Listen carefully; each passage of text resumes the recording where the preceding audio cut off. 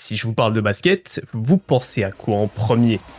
Un ballon orange qui rebondit sur le parquet, des géants de 2 mètres capables de faire des dunks qui peuvent éclater des paniers, et surtout des légendes comme Michael Jordan, LeBron James ou plus récemment Wembanyama. C'est un sport tellement iconique que tout le monde connaît. Pourtant, si je vous disais que cette activité qui fait partie des plus suivies de la planète était inconnue dans un pays aussi important que le Japon, vous me croyez? Chez eux, pour faire découvrir ce sport venu de l'autre bout du monde, il leur fallut utiliser une partie de leur propre culture, le manga. Et il a suffi d'une œuvre pour marquer une génération entière, inspirer des milliers de jeunes et surtout transformer la passion de son auteur en véritable phénomène mondial. Avant IQ, Blue Lock ou encore Kuroko no Basket, il y avait la légende Slam Dunk.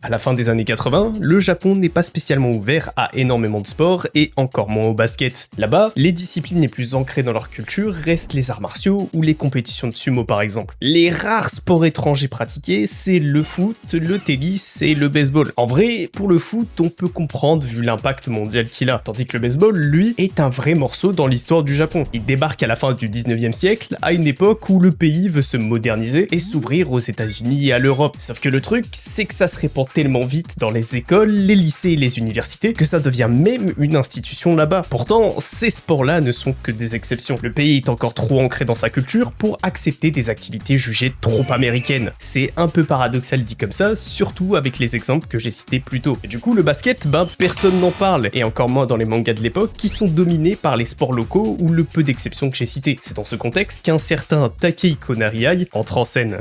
À la base, c'est un gars qui est passionné par le basket et le dessin, mais son désir principal, c'est de devenir mangaka plutôt que joueur professionnel. Comme tous les étudiants, il va aller à l'université par défaut, mais il va très vite la quitter, jugeant que les études, c'était pas vraiment fait pour lui. Du coup, à la place, il va se lancer dans la folle aventure du manga. Comme beaucoup d'auteurs, il va passer par plusieurs étapes avant d'avoir une série publiée. À 21 ans, il sort son premier one-shot qui parle de basket, et étonnamment, cette histoire va lui permettre de décrocher le prix Tezuka, une récompense que tous les mangaka prometteurs obtiennent et que tous les auteurs à succès ont eu à leur début. Ce qui signifie que dès sa vingtaine, la Shueisha estimait que Takehiko allait devenir un grand mangaka. Avec cette certification, il décide d'emménager à Tokyo et aussitôt devenir assistant pour apprendre le métier. C'est comme ça qu'il commence à travailler pour Tsukasa Ojo, le grand monsieur derrière City Hunter, pour une durée de 10 mois à peine. Ojo estimait qu'il ne fallait pas plus à Takehiko et qu'il avait à présent le niveau pour débuter sa carrière solo. Ça montre à quel point il était déjà boosté à l'époque. Normalement, tu restes assistant pendant 2 ans et tu jongles entre les auteurs pour varier l'apprentissage. Là, il lui a fallu qu'un auteur et 10 mois de travail pour faire de lui un auteur capable d'être édité dans le magazine. C'est en 89 qu'il décide de lancer sa première série, Chameleon Jail, ou Chameleon Jail, je sais pas comment ça se dit. Un manga avec une sorte d'agent secret qui doit accomplir des missions que les flics peuvent pas gérer, et le héros, sa particularité, c'est qu'il peut changer de skin. Ouais, j'avoue, expliquer comme ça, c'est pas ouf, et c'est normal, parce que ça a méga flop.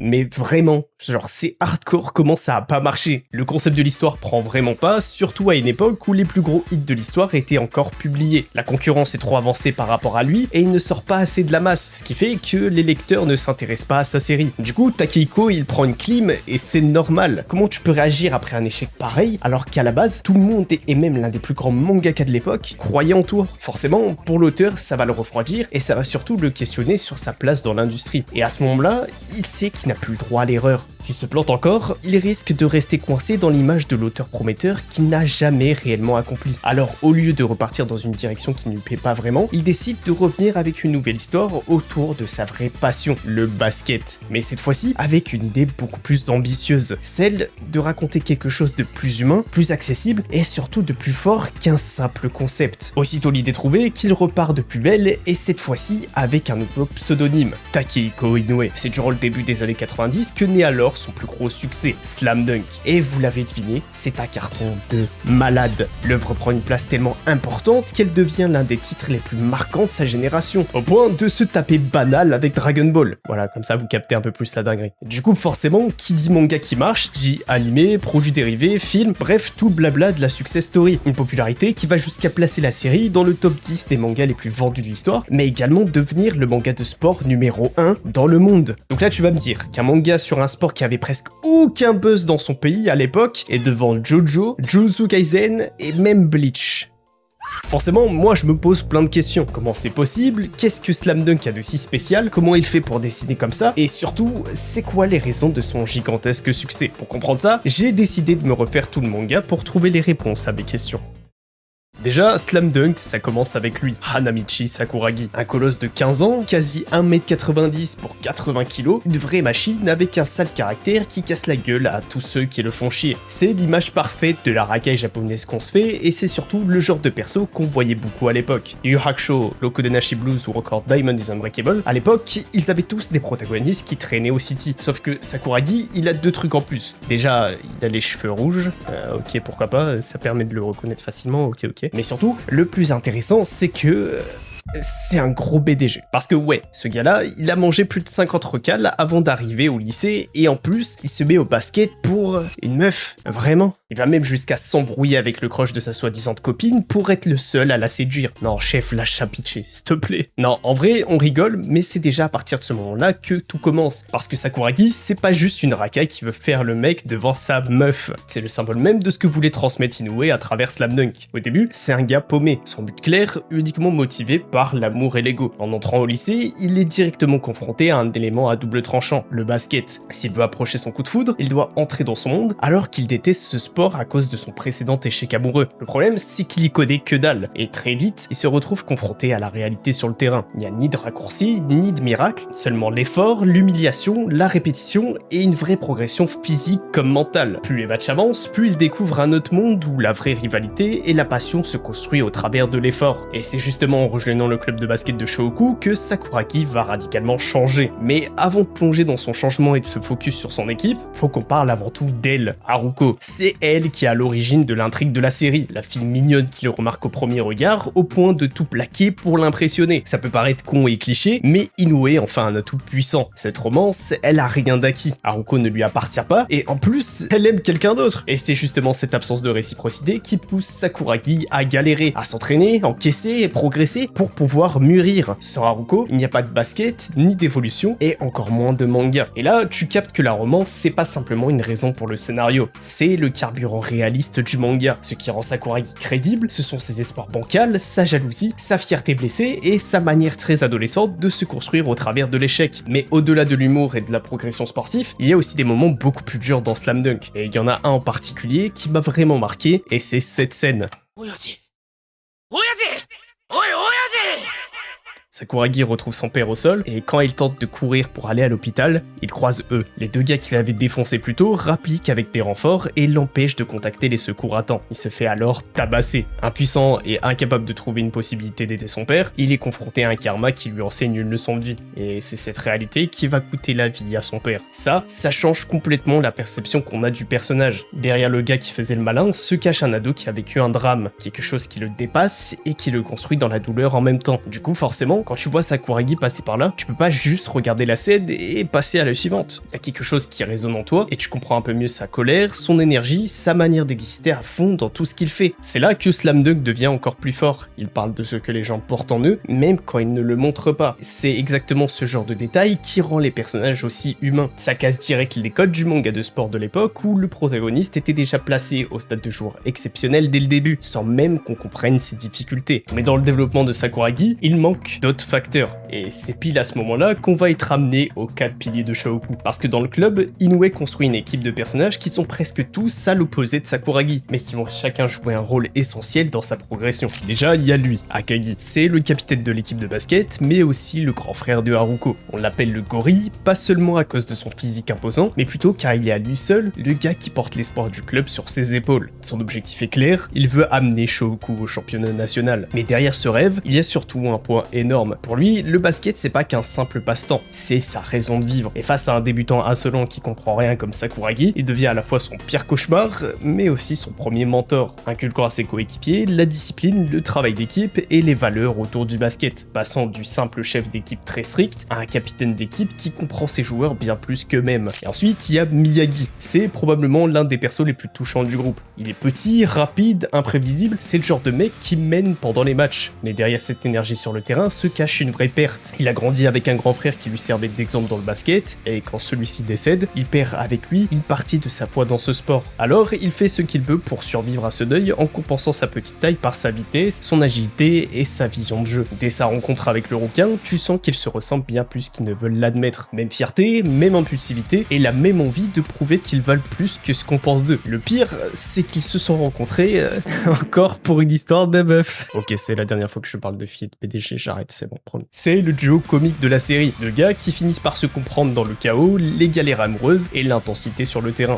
Et puis, t'as Mitsui. Lui, c'est un peu un gars à part dans le groupe. C'était un ancien boss du basket qui, après une sale blessure au genou, a fini par tout abandonner et finir chef de gang. Ouais, c'est un peu space les changements de DA, j'avoue. Sauf que la cahier, c'est pas bien. Et ça, il l'a très vite compris, du coup il va finir par le regretter pour revenir sur le terrain et retrouver sa force passée. Globalement, c'est le personnage de la série qui entre dans son arc de rédemption no enemies. Mitsui, c'est le mec qui rappelle à Sakuragi que le basket, c'est pas qu'une question de talent, c'est aussi une question de chute, de regret et de revanche sur nous-mêmes. En le voyant revenir sur le terrain malgré son passé, il comprend qu'on peut toujours se relever, même après avoir tout gâché. Et enfin, il y a Rukawa, littéralement le petit prodige, le mec au talent inné, et surtout le réel crush de Haruko. Un garçon mystérieux que tout le monde admire, et surtout le gars que Sakuragi déteste, qui deviendra pourtant son plus grand rival. C'est là que tout prend sens, parce qu'il est l'exact opposé de Sakuragi, calme, froid, doué, attirant et insolent sans même parler. Et c'est justement cette opposition qui va pousser Sakuragi à vouloir progresser et même le dépasser pour ne plus être le clown de service. Parce qu'au final, Rukawa, ça devient bien plus qu'un concurrent. Il est le miroir de tout ce que Sakuragi veut devenir et également le principal moteur de son évolution. À eux quatre, ils sont pas simplement des persos secondaires, ce sont eux les véritables raisons qui rendent la série excellente. Là où beaucoup de mangas se contentent de mettre des types autour du protagoniste, Inoue, lui, il fait exactement le contraire. Il construit un vrai groupe de joueurs avec une réelle synergie. Parce que Slam Dunk, c'est certes un manga centré sur Sakuragi, mais c'est aussi une histoire de galère collective. Chaque match, chaque entraînement, chaque remplaçant qui attend sur le banc, tout ça, ça sert à te montrer que le basket, bah, ça se joue uniquement à plusieurs.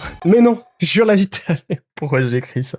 Sakuragi devient alors le reflet de toutes les personnes qui se lancent dans un sport sans vraiment savoir pourquoi, si ce n'est parce que ça a l'air stylé. Mais au fil du temps, il découvre autre chose. En comprenant le jeu, il apprend le plaisir du dépassement et de l'importance dans un groupe. Tout ça, Inoue le raconte avec une sincérité assez folle. Lui-même fan de basket, il était capitaine de son équipe au lycée et sa pratique se ressent bien plus qu'au travers de l'histoire. Alors qu'à la base, il voulait juste plaire aux filles. Tcha, ça me rappelle quelqu'un bizarrement. Contrairement à d'autres œuvres de sport où tout est exagéré à mort, bah Slam Dunk, ça mise sur le réalisme. Takehiko à ses débuts a travaillé pour l'auteur de City Hunter comme j'ai dit tout à l'heure, donc forcément, en travaillant à ses côtés, ça va créer un rendu réaliste très prononcé dans ses travaux. Son dessin devient à la fois millimétré mais simplifié, et ça crée un aspect épuré qui est agréable à lire. Les actions sont logiques, les erreurs font partie du jeu, et chaque match possède autant d'enjeux émotionnels que sportifs. C'est pas juste des pseudo power-up et des dunks spectaculaires où les gars font des bonds de 8 mètres de haut. Là, c'est de la vraie sueur, de la frustration, des égos qui se confrontent et des personnages qui grandissent dans la douleur. Que ce soit Rukawa, Mitsui, Akagi ou Miyagi, ils ont tous une trajectoire qui incarne une facette du basket. L'orgueil, la persévérance, la rancune ou la fierté d'équipe. Et c'est là qu'on comprend pourquoi Slam Dunk a autant marqué, parce qu'avant d'être un manga de sport, c'est un manga qui traite de soi. Du coup, quand tu penses que tout ça vient d'un gars qui, au départ, voulait juste se relever de l'échec de son premier manga dans le Jump, bah ça force le respect. Sauf qu'il reste encore pas mal de choses à dire dessus. Comme j'ai dit tout à l'heure, Inoue c'est un fan de basket, mais c'est genre un méga obsédé du truc. Du coup très vite, il se branche à la culture américaine en suivant les matchs de NBA et en pratiquant le sport pour s'imprégner de cette essence. C'est un peu comme les gens qui sont fans de manga et qui s'abonnent à Yahoo pour ne pas manquer les prochaines vidéos. Donc n'hésitez pas à vous abonner à la chaîne, ça donne de la force et c'est le meilleur moyen de me soutenir. Bref, revenons à notre sensei talentueux. Sa passion pour les Américains qui font du basket, ça se répercute évidemment sur son travail dans Slam Dunk. Le manga se contente pas de parler de basket, il va jusqu'à reprendre son énergie, ses affrontements, sa tension et toute son esthétique. Inoue va même jusqu'à copier-coller des poses exactes de joueurs en train de jouer dans de nombreux magazines de basket. On sent qu'il est inspiré par les performances des plus grosses stars à ce moment-là. Par exemple, il y a beaucoup de gens qui font le rapprochement entre Sakuragi et un certain Dennis Rodman. Ils ont la même personnalité, même ambition et même DA des cheveux colorés. Aussi, quand Sakuragi se rase le crâne pour faire une buzzcut prime, forcément on fait le rapprochement avec Rodman. En faisant des recherches pour la vidéo, j'ai aussi trouvé trouvé une anecdote concernant l'inspiration autour du rouquin. Inoue se serait inspiré d'une vraie personne qui s'appelle Hanamichi Sakuragi, un jeune japonais qui a perdu sa mère très jeune et qui va se renfermer dans la délinquance. Un gamin qui était très grand, qui va se brancher au basket et qui était considéré comme l'espoir du basket japonais. Mais malheureusement, un jour, alors qu'il traversait une rue, il se fait renverser. Malgré son corps qu'on qualifiait de solide, il décède à seulement 18 ans. Au vu des similarités physiques et narratives avec le Sakuragi de Slam Dunk, on peut supposer que Inoue l'a nommé ainsi pour faire un hommage à ce jeune dans sa série. Un hommage plein de sens au vu des divers sujets traités dans la série et du parallèle avec leurs deux personnalités. Ce qui est intéressant, c'est que Sakuragi, c'est pas le seul personnage à reprendre des inspirations bien réelles. Rukawa, lui, s'inspire d'une star plus froide et plus directe, un peu dans le style de Michael Jordan. Miyagi aussi, par exemple, peut rappeler Magic Johnson avec son aspect de joueur vif. Et il y a encore plein de ressemblances, mais je pense que vous avez compris l'idée. Au-delà de s'inspirer des joueurs réels, Inoue mise beaucoup sur les ressemblances dans le jeu et le style vestimentaire autour du basket. L'équipe de Shohoku par exemple, c'est littéralement un clin d'œil aux Chicago Bulls, pas besoin de faire les aveugles. La culture des chaussures américaines est aussi méga importante. Si Sakuragi veut et porte des Jordan, c'est pas juste pour le drip, c'est parce que ça fait partie intégrante du monde du basket. Et c'est aussi une pub gratuite de Inoue pour Nike ASICS pour faire vendre, mais chut, on garde ça entre nous. Mais l'important, c'est pas de dire que chaque personnage est une copie d'un joueur ou d'une équipe. L'idée, c'est que Inoue interprète l'imaginaire autour de la NBA pour la faire passer dans un nouveau support, à savoir le manga. Beaucoup d'œuvres se contentent de montrer simplement des matchs stylés. Là, Slam Dunk fait une vraie passerelle entre deux cultures. D'un côté, le basket américain qui est marqué par la performance, le show, le duel individuel et le charisme des grandes figures du sport. De l'autre, avec la sensibilité du manga qui reflète les émotions amplifiées, les rivalités intimes, les visages marqués par l'effort et les moments de silence qui comptent autant que l'action. Et Slam Dunk fusionne complètement les deux et c'est ça qui le rend unique. Inoue ne dit pas seulement voilà, ça c'est du basket, il dit plutôt voilà ce que le basket devient quand on le raconte comme une histoire de vie. Et plus tu avances dans le manga, plus tu comprends que ce réalisme n'est pas qu'un choix narratif, c'est une vraie philosophie. Parce que pour l'auteur, un match c'est pas un simple match, c'est un moment où un personnage se révèle, où un autre se brise, un autre apprend à exister, où l'équipe entière change. Voilà pourquoi Slam Dunk ne ressemble pas à un manga de sport comme les autres. Il ne cherche pas seulement à raconter le basket, il cherche à nous faire ressentir ce que le basket fait à ceux qui le vivent. Là où la série devient encore plus fascinant, c'est quand Inoue refuse de faire durer le manga pour le business. Forcément, on l'a vu plus tôt, c'est un vrai succès commercial autour de la licence. Mais à un moment donné, il aurait très bien pu transformer son manga en machine à fric sans fin. Bref, faire ce que beaucoup de séries à succès finissent par faire quand elles deviennent trop grosses pour s'arrêter. Pourtant, lui, il a choisi l'inverse. Il a préféré privilégier une vraie fin à son histoire. Une fin qui n'avait pas pour but de satisfaire commercialement, mais plus de nous laisser avec quelque chose de plus fort. Une impression de vie. Une impression que les personnages continuent d'exister même quand on ferme le dernier tome. C'est ça qui m'a autant marqué avec la conclusion de Slam Dunk. La série ne se termine pas seulement sur une victoire, elle se termine sur un moment chargé d'émotions, suspendu dans le temps, où on sent que les joueurs ont grandi et que leur vie ne s'arrête pas là. Ils ne deviennent pas soudainement des légendes, ils restent des jeunes qui doivent encore avancer, tomber, reconstruire et même recommencer. Et ce qui est encore plus beau, c'est que Inoue n'a pas seulement choisi de terminer son histoire dignement, il a voulu prolonger la fin de sa série d'une autre manière. Avec 10 Days After, il imagine une suite qu'il dessine sur un grand tableau dans une salle de classe, un endroit simple en apparence mais qui regorge de symbolique. C'est un lieu où les fans peuvent se retrouver, observer et découvrir ensemble la suite du manga qui les a réunis. Comme si, après les terrains, les matchs et les cris des supporters, il ne restait plus qu'une salle de classe vide dans un cadre où toute l'intrigue de la série s'est construite à la base. Inoue fait quelque chose de très fort avec ça. Il offre à ses lecteurs un lieu pour continuer à faire vivre cette histoire entre eux. Parce que Slam Dunk, c'était aussi une manière de réunir des gens autour d'une émotion commune. Et j'avoue, c'est une fin beaucoup plus adulte qu'il n'y paraît, parce qu'elle te dit une chose simple, même après un exploit, même après avoir joué un match incroyable et même après avoir tout donné, bah la vie continue. Et parfois sans les projecteurs. Des fois un héros devient un adulte parmi tant d'autres, parfois un prodige finit dans l'ombre, parfois même un moment de gloire ne laisse derrière lui qu'un souvenir immense chez ceux qui l'ont vécu. C'est dur à entendre, je sais, mais c'est la réalité. Cette conclusion donne au manga une puissance émotionnelle énorme, parce qu'au lieu de nous vendre une illusion de perfection, elle parle avant tout de transition, du passage à l'âge adulte qui annonce la fin de l'innocence. Elle te dit qu'un match ne résout pas forcément une vie, mais qui peut la transformer à jamais, comme avec Sakuragi qui va au final finir par tomber amoureux d'un sport qui lui a ouvert les portes de son destin. Et ça, les lecteurs de Slam Dunk l'ont fortement ressenti. Moi le premier, tu finis pas le manga avec l'impression d'avoir lu une simple bonne histoire de basket, tu le termines avec le sentiment d'avoir suivi des gens qui auraient pu exister pour de vrai. C'est pour ça que sa fin reste aussi iconique. Elle laisse une trace dans l'œuvre, mais aussi pour nous. Quand un manga manga arrive à ce niveau-là de sincérité, il finit souvent par dépasser son propre cadre, parce qu'à partir du moment où une histoire commence à toucher autant de gens, elle ne reste plus seulement sur les planches. Ça se diffuse, ça se transmet dans l'esprit des lecteurs, et ça change des comportements réels. Et dans le cas de Slam Dunk, ça a même fini par changer quelque chose de beaucoup plus grand que l'industrie du manga, elle a changé la place du basket dans toute la société japonaise.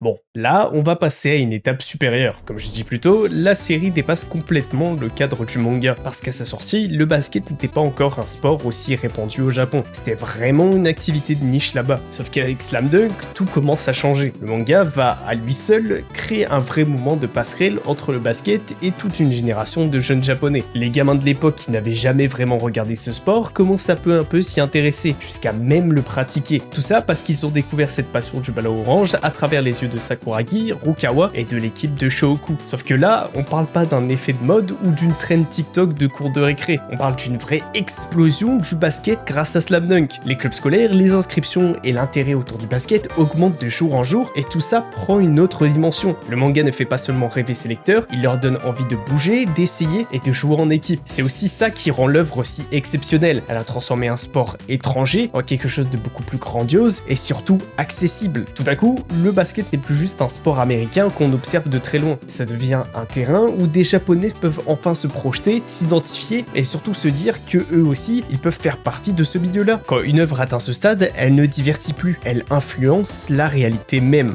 Beaucoup de basketteurs japonais actuels ont grandi avec la série. Certains expliquent même clairement qu'ils ont commencé le basket grâce à ça. C'est zinzin, parce que ça veut dire que le manga a littéralement servi de porte d'entrée vers ce sport pour toute une génération. En gros, les gamins lecteurs de l'époque sont devenus les joueurs adultes d'aujourd'hui, et certains sont allés jusqu'à jouer au plus haut niveau, voire même à représenter le Japon sur la scène internationale. Donc oui, quand Inoue disait qu'il voulait voir un jour le basket japonais porté par des joueurs qui avaient découvert ce sport grâce à son manga, c'était pas juste des belles paroles venant d'un mangaka, c'est un rêve qui est devenu réalité. Et c'est ça qui donne à Slam Dunk un statut complètement à part, parce qu'on parle plus seulement d'une œuvre culte, on parle d'un manga qui a nourri une culture sportive entière. Un manga qui a formé des imaginaires, donné des vocations et participé à créer une vraie passion collective autour du basket au Japon. Sauf que son impact ne s'arrête pas qu'au basket réel. Slam Dunk a aussi changé la manière de raconter le sport dans le manga. On retrouve encore des références à la série dans la pop culture, que ce soit dans Dan Dadan avec Okarune et Gigi qui chantent l'opening et l'ending, dans Sakamoto Days avec Taro Sakamoto qui ressemble à Monsieur Hanzai, ou comme dans cette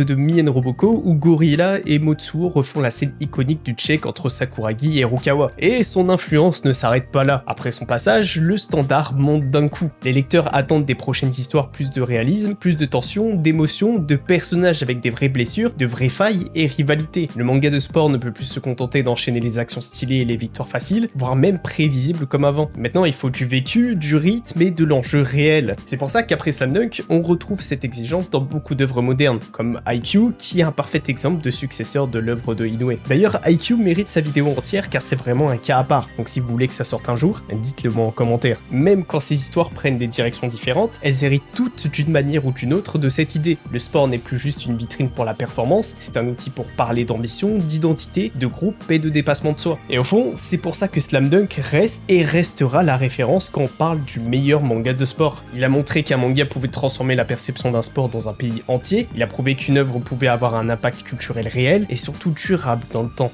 Au moment où Michael Jordan changeait la NBA, Slam Dunk était en train de changer la manière dont un pays entier voyait le basket. L'un a transformé l'image d'un joueur et du spectacle, l'autre a transformé l'image du sport dans l'esprit du grand public japonais. Et c'est peut-être ça, au fond, le plus grand pouvoir d'une œuvre comme Slam Dunk. Elle ne se contente pas de raconter un sport, elle donne envie d'y croire. Elle transforme un terrain, un ballon et des joueurs en quelque chose de plus vaste, en promesse, en élan et en possibilité. Parce qu'un manga peut faire beaucoup de choses, peut divertir, faire rire, impressionner, faire rêver, mais quand il dépasse ce cadre, il devient tout autre chose. Il devient un point d'entrée vers une époque, une génération et une manière de voir le monde. Slam Dunk, c'est pas juste l'histoire d'un lycéen roux qui fait un peu trop le mec et qui veut séduire une fille. C'est l'histoire d'un garçon qui croit courir après un sentiment, alors qu'en réalité, il court vers la possibilité de devenir quelqu'un. Voilà pourquoi le manga m'a autant touché et qu'il touche à quelque chose d'universel. Parce qu'au fond, on a tous notre propre terrain, notre propre match, notre propre manière de tomber, de douter et de recommencer. On croit parfois chercher une victoire alors qu'on est en train de chercher une place. On croit poursuivre un rêve alors qu'on essaye juste de comprendre qui on est vraiment. C'est pour ça que Slam Dunk traverse le temps, parce qu'au qu'au-delà du basket, il parle de ce moment fragile où l'on quitte l'enfance sans réellement savoir ce qu'on va devenir. Il parle de cette seconde où l'on comprend qu'un rêve n'est pas fait pour être admiré de loin, mais pour être vécu. Au fond, peut-être que le plus grand exploit de Slam Dunk, c'est pas d'avoir rendu le basket populaire, c'est d'avoir rappelé qu'un sport, comme une vie, n'a de sens que si quelqu'un accepte d'y mettre tout son cœur. La vraie question que le manga laisse derrière lui, c'est pas de savoir comment devenir le meilleur. La vraie question, ça serait plutôt qu'est-ce qu'on devient une fois qu'on a compris qu'on ne jouera jamais seul. Merci à tous d'avoir regardé cette vidéo, ça a été énormément de travail. La preuve, voici la timeline pour les curieux. Je le répète pas assez, mais abonnez-vous à la chaîne, c'est le meilleur moyen de me soutenir. Et n'hésitez pas à mettre un commentaire pour proposer d'éventuels sujets que vous voulez que je traite en vidéo. Mais surtout très important, venez vous abonner à mes 2 Insta qui s'affichent juste ici. Allez hop, le Insta principal où je suis le plus actif, c'est là où vous avez les exclus de la chaîne, les stories motivation, l'endroit où je réponds à vos questions et aussi d'autres surprises à découvrir. Et le deuxième Insta, c'est mon compte de dessin que j'ai ouvert récemment. Je vais commencer à poster de plus en plus, donc si ça vous intéresse, les liens sont en description. En tout cas, merci de m'avoir suivi, c'était Yarou, et n'oubliez jamais de croire en vous.